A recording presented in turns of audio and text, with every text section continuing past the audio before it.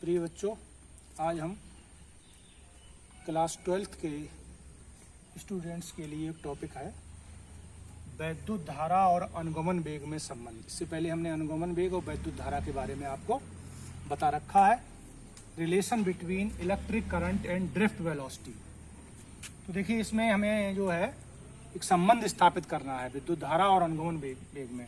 तो इसके लिए थोड़ा सा लिखना होगा कि जब किसी चालक तार के सिरों के बीच वैद्युत विभवांतर लगाया जाता है, यानी वोल्टेज स्थापित किया जाता है, तब चालक में मुक्त इलेक्ट्रॉन अनुगमन वेग BD से गति करने लगते हैं। क्योंकि जो विभवांतर जब स्थापित करते हैं तो उसके अंदर एक वैद्युत क्षेत्र पैदा हो जाता है, और वैद्युत क्षेत्र में मुक्त इलेक्ट्रॉन पर एक फोर्स लगता है, जिससे कि वो एक नियत सूक्ष्म वेग, जिसे अनुगमन वेग कहते हैं, उससे वो निम्न विभव वाले सिरे यानी ऋणात्मक सिरे से धनात्मक सिरे की ओर गति करने लगता है। ठीक है, जिससे चालक में वैद्युत धारा I प्रवाहित होने लगती है। ठीक है, माना चालक के अनुप्रस्थ काट का क्षेत्रफल A, ये अनुप्रस्थ काट है, इसका क्षेत्रफल कैपिटल A है, और चालक के प्रति एकांक आयतन में मुक्त इलेक्ट्रॉनों की संख्या, जिसको इलेक्ट्रॉन घनत्व भी कहते हैं, स्मॉल n है। यानी क्षेत्रफल A है और मुक्त इलेक्ट्रॉनों की संख्या स्मॉल n है। ठीक है, तब चालक की डेल्टा x लंबाई में उपस्थित आवेश की मात्रा,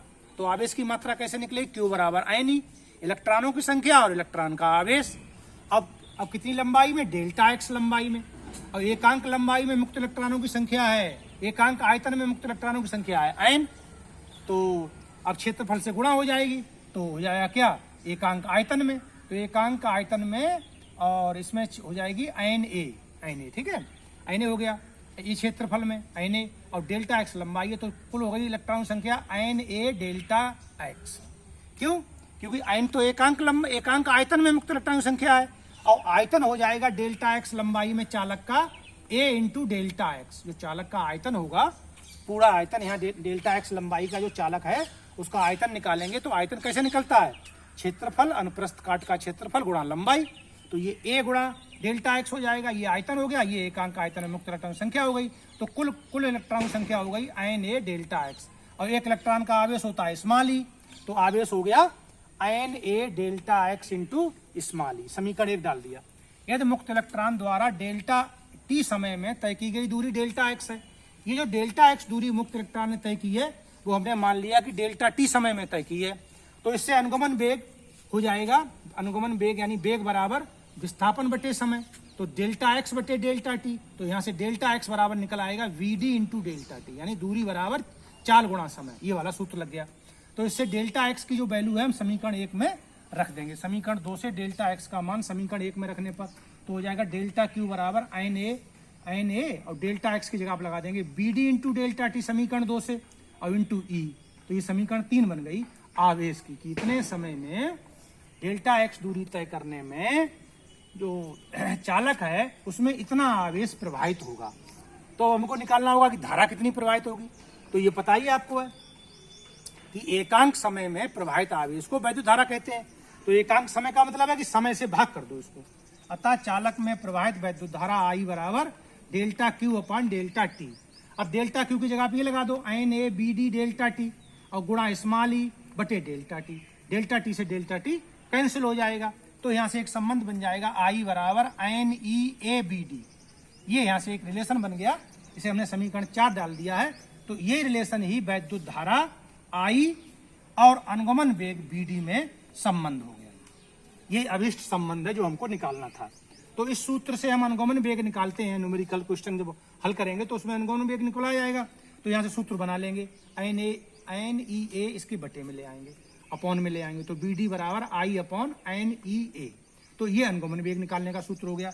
ये विद्युत धारा और अनुगमन वेग में संबंध हो गया। चाहे ये संबंध लिख दो, चाहे ये संबंध लिख दो, दोनों अभिष्ट है। ठीक है, अब देखिए इसके बाद एक संबंध और हमको बनाना होगा। तो उसके लिए हम एक धारा घनत्व को समझेंगे पहले। करंट डेंसिटी धारा घनत्व, बड़ा इंपॉर्टेंट ये परिभाषा है धारा घनत्व की। तो उसमें कैसे इसे परिभाषित करेंगे कि चालक में किसी बिंदु पर एकांक क्षेत्रफल के लंबवत, चालक है तो इसका जो क्षेत्रफल है उसको कितना कर देंगे? एकांक। एकांक कैसे होगा? कि क्षेत्रफल से भाग कर दो तो एकांक हो जाएगा। तो एकांक क्षेत्रफल के लंबवत गुजरने वाली वैद्युत धारा को धारा घनत्व J वेक्टर कहते हैं।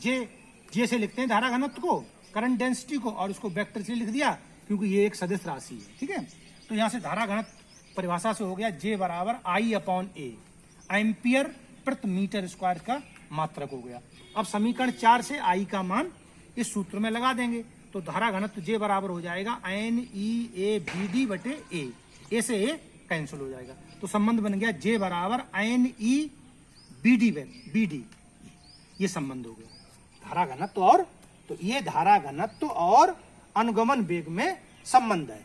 अब जैसे यहां से, अगर यहां से आपको अनुगमन वेग निकालना है, तब आपका अनुगमन वेग या ड्रिफ्ट वेलोसिटी ये हो जाएगी आपकी VD बराबर J/NE। ठीक है, तो ये इस तरह से निकल आएगा।